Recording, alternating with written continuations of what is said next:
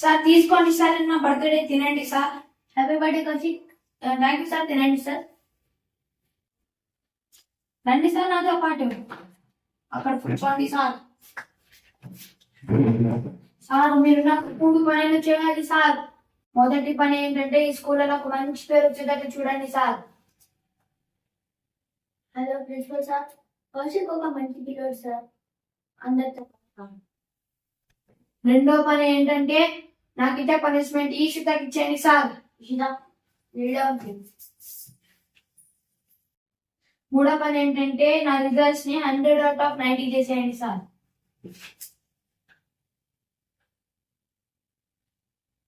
ఎంత? 100/100. ఏ